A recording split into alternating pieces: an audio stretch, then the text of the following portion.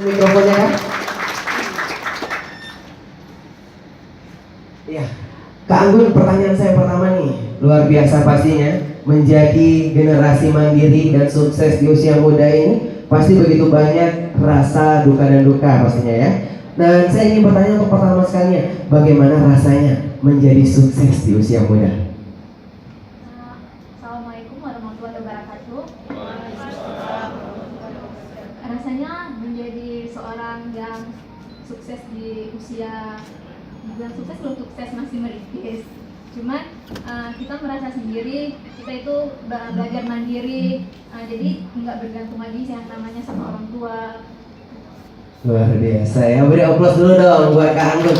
Masih pertanyaan yang sama nih buat Bang Munazir ya, silakan Bang.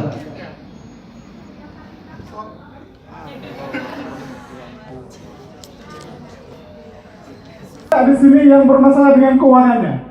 Ayo, tunjuk tangan yang bermasalah dengan keuangan. Banyak Bang. Ya, yang punya masalah dengan kebiasaan buruk. Ayo, sering menunda sesuatu. Yang punya masalah dengan pemalas, menjadi seorang pemalas. Ya, jadi Bari, itulah membedakan seorang pengusaha. Oh gitu ya? Ya, jadi pengusaha bebas dari finansial. Bebas tentang keuangan, dan tentu untuk menentukan kebebas keuangan harus mempunyai sikap yang ulet, yang rajin, dan yang pasti tidak boros. Oke, luar biasa. Tepuk tangan dulu dong buat Bang Munazir.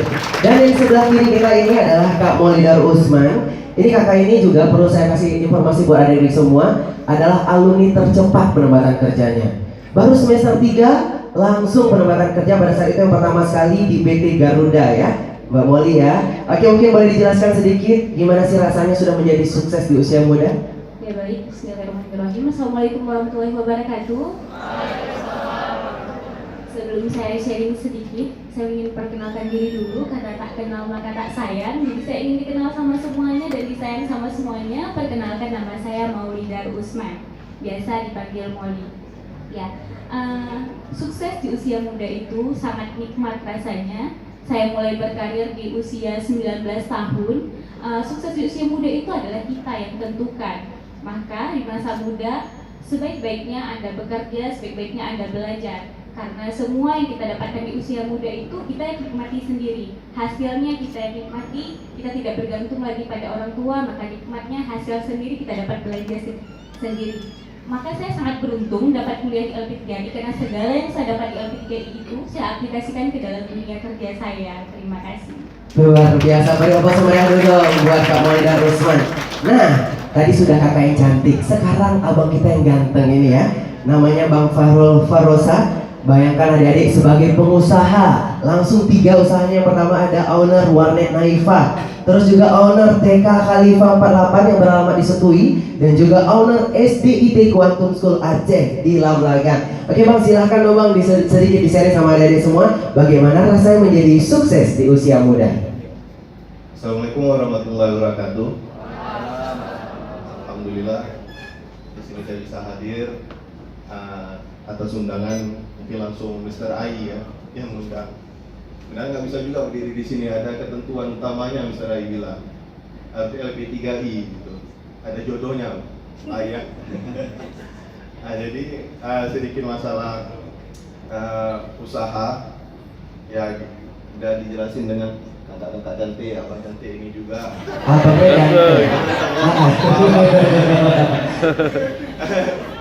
Jadi udah disampaikan gimana enaknya usaha, gimana enaknya karyawan, itu semuanya butuh proses.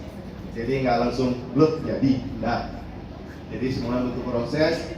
Ketika tadi udah disampaikan dengan abang ganteng kita, siapa yang mau suka bebas finansial, mau bebas, mau enak, usaha jalan sendiri, orang yang jalan-jalan, ya semuanya butuh proses. Jadi jangan mau enaknya, susahnya juga harus mau juga. Itu yang saya maksudnya tadi udah disampaikan, malasnya hilangin, sifat buruknya hilangin. Jadi dari kita sendiri, bagaimana kita membentuk diri kita sendiri. Jadi usahakan ya adik-adik di sini, teman-teman semuanya juga. Saya juga bangun bisnis ini juga bukan blok jadi, enggak. Semua butuh proses. Mungkin yang tadi untuk warnet udah koin juga, itu udah tutup. Jadi saya berhubung di warnet mungkin masih ada sisi-sisi gelapnya juga sedikit. Ya mungkin adik-adik tahu. Jadi habis warnet saya langsung beralih ke pendidikan. Ya mungkin lebih enak di situ nampaknya. Dunianya dapat, akhirannya juga dapat. Ya mungkin di sini ada guru, bapak ibu. Ya di situlah Bu. Jadi saya sebagai owner memang saya nggak ngajar, tapi insya Allah pahalanya jalan terus Bu. Ini gitu. Jadi mungkin dari saya itu aja. Jadi tetap semangat. Kalau menjadi sesuatu yang diinginkan, ikuti prosesnya. Ya, ikutin prosesnya. Jangan mau enaknya aja, susahnya nggak mau, jangan. Yang mungkin itu dari saya. Luar biasa. Satu pertanyaan lagi nih Bang. Apa cita-cita ke depannya nih? Ya, cita-cita ke depannya buat seorang Bang Fahrul Farosa. Cita-cita kalau saya simpel, saya ingin bermanfaat bagi orang banyak lah. Itu cita-cita saya sebanyak mungkin. Jadi ya ini kemarin udah TK, udah SD, mungkin 2 tahun lagi mungkin SMP. Udah SMP, SMA, insya Allah ke perguruan tinggi, saya ingin LP3 juga nih. Luar biasa, insya Allah luar biasa. Terima kasih Bang. Selanjutnya Kak Molly, boleh Kak Molly? Cita-cita ke depan nih untuk seorang Maulida Usman. Baik, cita-cita saya, mohon maaf sebenarnya ini adalah saya seorang ibu yang mempunyai baby berusia 6 bulan. Dan cita saya ingin menjadi ibu yang mulia yang pertama. Kemudian saya ingin membuka usaha sendiri, di mana saya tidak lagi bekerja di bawah pimpinan orang. Saya ingin mempekerjakan orang lain dan mengurangi pengangguran terdidik yang ada di Indonesia. Amin, insya Allah luar biasa. Terima kasih Kak Molly.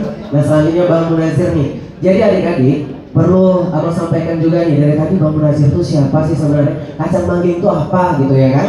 Nah kacang mangging itu mungkin adik-adik sering duduk di warung kopi ya kan?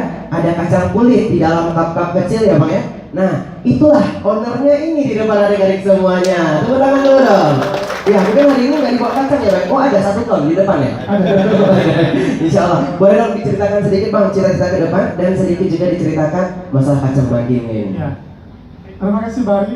Mungkin hampir sama dengan apa yang disampaikan, bermanfaat bagi orang banyak ya. Jadi insya Allah cita-cita ke depan terus menjadi pengusaha dengan bisa membantu orang banyak.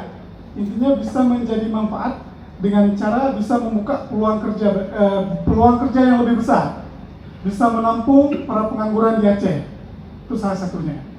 Jadi adik-adik hari ini pembisnis di Aceh khususnya itu 0,1%, bukan 1%, tapi 0,1%. Jadi dibutuhkan adik-adik ini yang berada di sini hari ini harus menjadi pengusaha supaya kita bisa menempatkan di posisi 3%. Dengan menjadi pengusaha 3%, maka insya Allah Aceh menjadi sebuah negeri yang maju. Saya sudah memulai. Ke depan adik-adik harus memulai. Kalau saya hari ini bisa menjadi pengusaha kecil, adik-adik harus bisa menjadi pengusaha yang lebih besar. Ya, amin, insya Allah ya, insya Allah. Nah, boleh diberikan mic-nya kepada Kakak Anggun.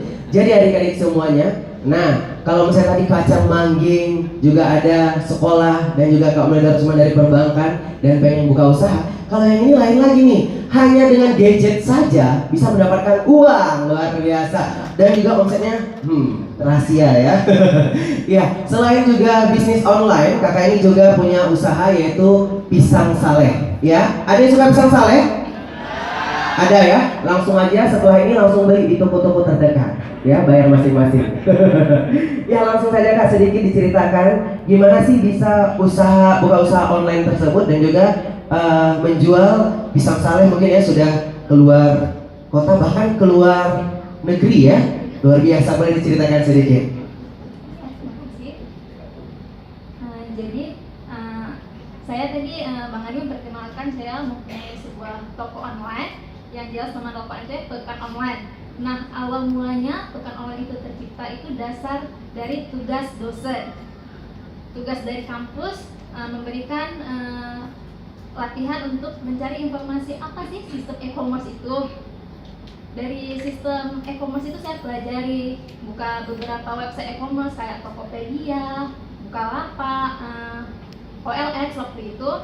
Jadi dari mempelajari sistem itu, kok aku cuma mempelajari ya, Jadi saya maunya terjun langsung untuk sebagai pembeli awalnya, dan kebetulan di rumah itu punya produksi pisang salai sendiri dan juga produksi kue-kue khas lainnya. Jadi saya ikut serta menjual kue-kue khas Acehnya.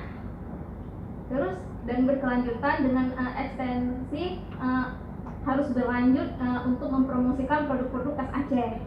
Nah, jadi awal mulanya itu dari suksesnya Pekan Online itu terkenalnya sama orang-orang yang di luar Aceh itu dari sebuah tugas kuliah. Dan karena ini saya punya tekad bersinambung sama cita-cita, jadi saya 2 tahun ke depan itu saya ingin sekali memperkenalkan seluruh produk-produk asli anak daerah Aceh untuk go Indonesia dulu. Ini target 2 tahun ke depan, dan target untuk 5 tahun ke depan insya Allah saya ingin semua produk-produk Indonesia itu dikenal oleh seluruh dunia. Luar biasa, beri aplaus sama yang dulu dong buat kakak kita Kak Anggun pada hari ini ya.